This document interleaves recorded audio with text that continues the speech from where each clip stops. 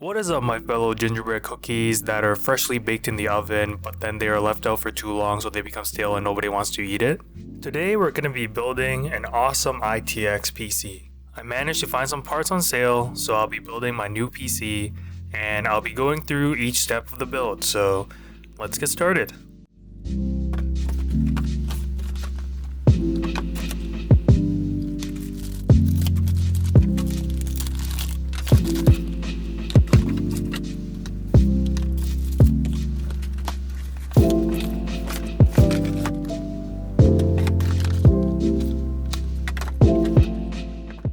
Okay, so starting off with the case, here is the Hyte Revolt 3.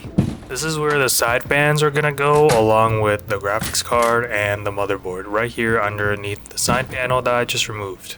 There's a lot of space to work with. It's got around 18 liters, and so this is obviously the most integral part of the ITX build. And as we go through each component, we will walk through them specifically. Okay, so if you couldn't tell, I have never made this type of video before, and I also have very limited video knowledge because clearly the camera is in the wrong orientation. But without further ado, let's dive into our first component. So this is the Asus ROG Strix Z690i motherboard. The I stands for Mini-ITX, and being a Z690 chipset, it supports the LGA 1700 sockets, which support Intel 12th gen, 13th gen, and now 14th gen as well. So originally this board was designed around the 12th and 13th gen, so with that in mind, it has a lot of features that makes it future proofable, such as PCIe 5, 2 M2 slots, PCIe 4 compatible, and DDR5 RAM. Being a Z-class chipset, this board can handle overclocking pretty well. You can see later I have actually decided to pair it with an overclockable processor. One of the most important aspects of an ITX motherboard is the peripherals that it supports. Because the case is already so small, there's not going to be a lot of case accessories such as USB spots or headphone jacks on the actual case itself. So you rely a lot on the motherboard to have those features, and this motherboard has just that. It comes with 7 USB ports at the back, 2 of which are USB 3.2 Gen 2, and it also comes with 2 Thunderbolt 4 USB-C ports, which is quite rare in an ITX board of this size. Of course, this board comes with the other standard ports that you would expect to see, like HDMI, headphone audio, Wi-Fi, and Ethernet. This board is definitely a very solid package, despite it being one generation older, with all of its complete features that you'd expect to see on a newer board. It just goes to show that you can buy some pretty good hardware from last year or last generation given a discount, and it can still compete with modern generation tech. The only thing that this board comes with that is not good is Armoury Crate. Armoury Crate is a complete garbage software that you should immediately uninstall if you own any Asus products. Their software is buggy, and it just slows your computer down and provides no additional benefits to you. Whatever you try to achieve in Armoury Crate, you can do with any other software that is not just bloatware or malware. Okay, so moving on, I have chosen the i5-12600K to be my CPU. It's got 10 cores, 6 performance, 4 efficient, and it runs at a max 4.9 GHz. So I would actually not recommend this core because it's got a quite high TDP with 125 watts. In comparison, the Ryzen 5 5600X and the i5-12600 non-overclockable both only have a TDP of 65 watts. That's half of the power, and essentially that's a lot of cooling that is not required in comparison to this, so it works out for a smaller case like the ITX build. So unless you really need that extra squeeze of juice, in which case maybe you should just opt for an i7 non-overclockable or a Ryzen 7, you should not get the K series chip for an ITX board unless you're an enthusiast.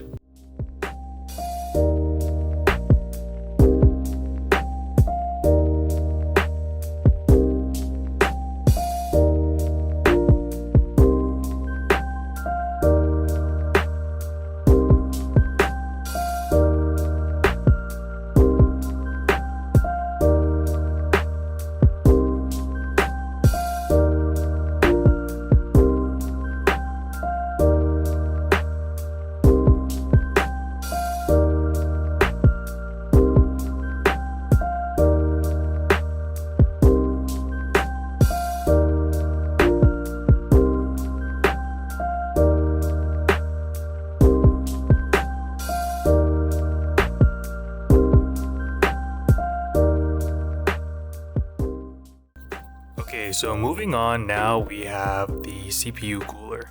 I ended up getting the Thermalright Silver Soul 110, and this is the black edition because my motherboard is black and so is my case. Because my case is so big, I'm able to fit a actual vertical standing CPU cooler.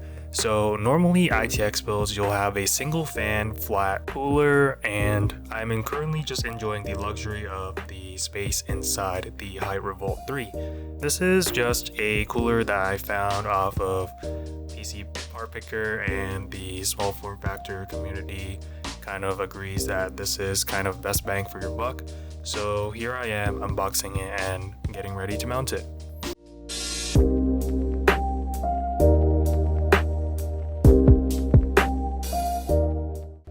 Moving on to the RAM. So for RAM, I decided on whatever was on sale on Black Friday, which was this T-Force Vulcan DDR5 6000 MHz RAM. It's great, it matches the aesthetic, there's no RGB, so this build I wasn't really going for anything too fancy. I was a little hesitant on trying T-Force, but after using them, I think they are completely fine and they're usable. CL speed is pretty good. I think it's at around 30, so pretty standard, no complaints. And the clearance is good for the cooler. One thing to check is to make sure that your ITX cooler, your CPU cooler, actually isn't going to hit your RAM. So in my case, because I have a tower cooler, it was fine, but for a lower clearance cooler, make sure that if required, get low profile RAM.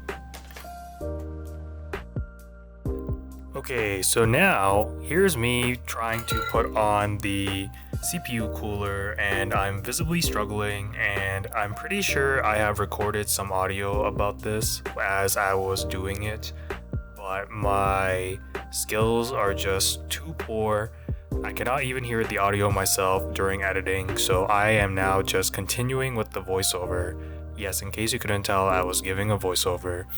And so putting on the CPU cooler back bracket, because the boards are so small, a lot of the new ones have back bracket to hold on. And just going to go through the install process. So I believe there is a one part here that is actually quite painful, which is I forgot to take out a piece of plastic, so you will see me struggle through that, and then I will take it out at the end.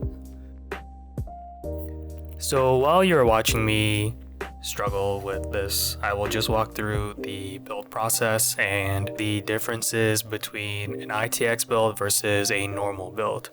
So to walk through, you normally start off with, I like to start off with the motherboard, put on the CPU as I did previously, and then afterwards I can put on the fan. And once the fan is on, you can kind of hold the entire motherboard by the fan. It's attached to your motherboard and it's very sturdy, so it won't just fall off with the multiple screw support. Then you normally add the RAM, and then normally after that you would mount the board onto the case and then continue on from there. Add your peripherals, add your cables, and do routing. So the key difference is obviously, one, your components are a lot smaller, and that means that it's just a lot harder to work with if your motor skills aren't there like mine. So there's a lot of surgery actions happening, there's a lot of tweaking, and you also want to do cable management at the same time. In most cases, you don't have any wiggle room left, and most pieces are made to fit exactly the way they are. In a normal ATX build, you can put any component you want without really ever thinking about dimensions. You can expand multiple hard drives, you can have a graphics card as long as you want, and your thermal performance will be relatively stable with any sort of cooling system. This brings us on to our second point, cooling. So because there's not a lot of room to work with, the fans really don't have a lot of air to suck in or to push out, which means that the system dissipates heat a lot slower and a lot less efficiently compared to a larger case. This actually affects your choice of hardware, such as graphics card and CPU, as you don't want something that is too power hungry, meaning that it will generate heat that you cannot dissipate. When there's too much heat in the system, thermal throttling will happen, which means that the hardware will not perform at its maximum power because it is too hot. These are the trade-offs that you have to consider when building a small form factor PC. You can add very powerful components, but you risk not cooling them properly and thus thermally throttling. Run slower hardware but at the expense of not running the top of the line ports, in which case you might as well get a console. So what's the appeal in a small form factor PC? Well, enthusiasts like to chase perfection, and that means having the best hardware in the smallest case. As Dr. Octopus said, "The power of the sun in the palm of my hands." That's exactly what we are chasing for. But how realistic is it? Will we ever achieve the best of both worlds in the realm of small form factor PC? For some, it's never enough. It's a passion to be the best of the best. For others, the compromise is acceptable and they make their peace with it. Just like life, we may never explore all of the possibilities in the realm of this field, but we chase after a goal and we enjoy the process. It's all about having fun and experiencing the joys of accomplishing your goals, one step at a time. Comparison is the thief of joy. Whether you want to build the best PC in the world, working out to look like a Greek god, want to be the best at something, or want to make the most money, don't only look up, because there's no end. Remember to look down and reflect on your accomplishments and be happy. Be fulfilled from your own actions and decisions and not validation of other forces.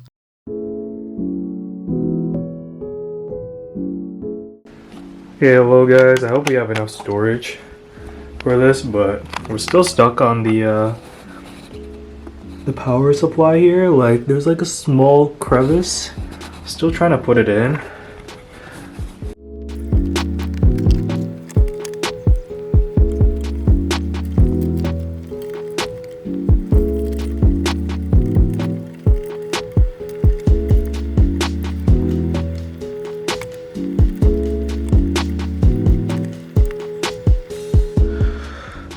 Hey guys, I'm back installing the CPU fan, or the case fan for now. So yeah, here we are. We finally got the cable situation sorted out.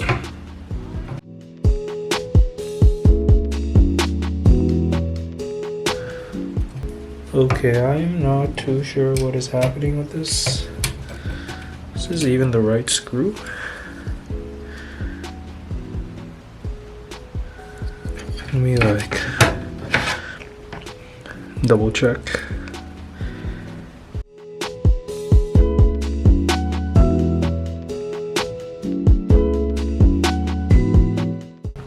Okay, it looks like the screw does fit.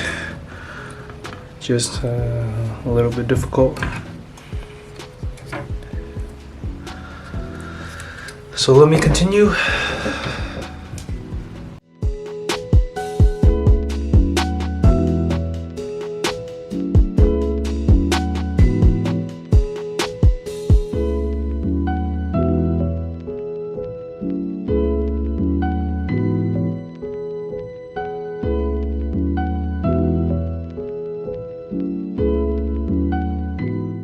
Okay, and this one is supposed to go on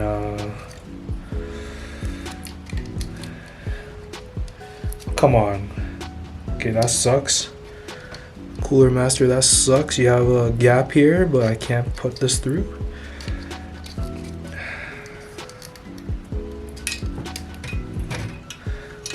But this one, I believe, can go. So let me. I think the tactic right now is to plug it in first.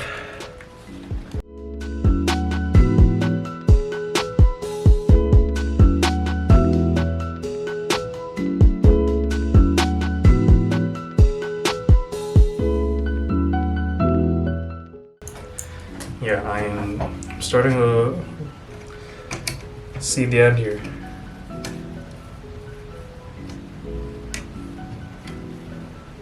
was a little bit difficult, but I think we're very on track. So when this closes, and I mean, we can like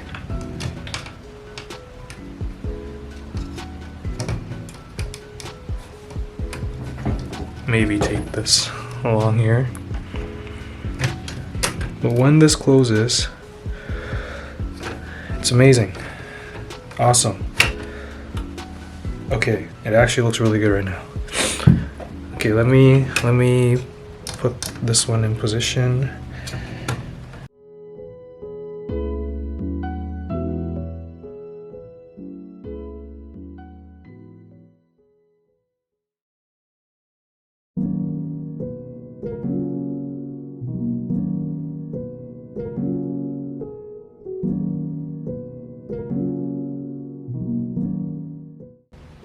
Okay, so I think it's time to close the case, but essentially this is what it looks like. And you can see, actually I can just move this. You can see here we have the cooler and the SSD, no graphics card yet. We have our RAM here. Actually, let me take this out real quick. So yeah, here's the RAM. So yeah, cable management wise, it's not the cleanest. I mean, I tried hard, but I think the top is looking okay. Oh, very unprofessional of me. How can I do that as a YouTuber? So we're nearing the end of the build, and all I have to say is that it was definitely challenging, but it was worth it. I think the build is solid, the components look awesome, even without RGB. I really enjoy the compact build. I had a lot of issues working with the components just because of the limited space and as well as the cabling. Aside from that, there's not really any other issues. I personally really enjoyed the black case. I think that a lot of my peripherals are black and it fits very well on my desk. In comparison to an Xbox Series 1, this is, I would say, around 20 to 30% larger, so it's not really something that you can carry around per se, despite it having a carry handle and as well as a headphone holder, which I think are awesome features just for putting on your desk. Now, that being said, an Xbox Series 1 also isn't designed to be carried around every day, but you get the gist. It is smaller than a conventional ATX, but it's not there yet. So as a first build, I'm really happy with it, and I will definitely be looking to further enhance this by a new case and definitely, of course, a graphics card, which is something you didn't see.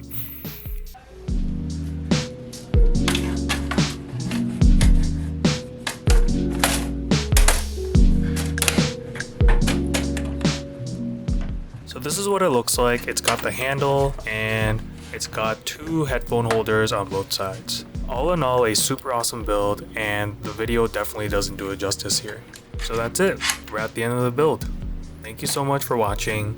Be sure to like, comment, and subscribe. And I'll see you in the next one.